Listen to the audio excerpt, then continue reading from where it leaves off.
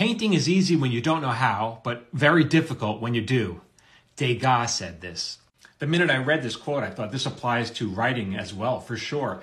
And because I saw it on social media and I lingered, the algorithm picked up on that. And a second later showed me a video by Kurt Vonnegut pretty much saying the same exact thing. And in the interview, he was asked, does he enjoy writing? And he was like, I really enjoy giving my manuscript to my editor. That's where he takes satisfaction from. And then later he described a party that he was at with a bunch of writers.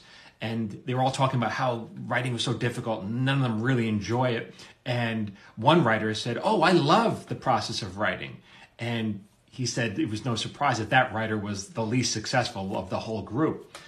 And if you were to ask me, and I think so many of my colleagues as television writers, we would say the same thing, that most of us do not enjoy writing. We enjoy having written. So the process is like hitting your head against the wall. It's the result. That's what's satisfying about it.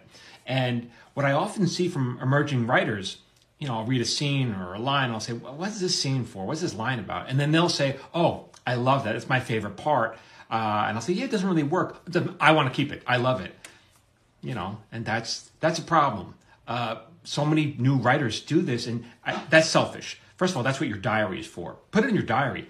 But when you're writing a piece for an audience or a reader, your job is to entertain them. And if you don't entertain them, they're going to find something else to do, something else to read or watch on TV or whatever. And so that kind of writing is selfish. You're doing it because it's enjoyable to you, but it's not enjoyable to everybody else. If I were to step into pretty much any writer's room in Hollywood, we have terms that we bandy about. Stakes, pace, drive, all these things that we're trying to build into our stories to make them entertaining. And to have to build it into every story is very difficult. It's why most of us dread writing, but love having written.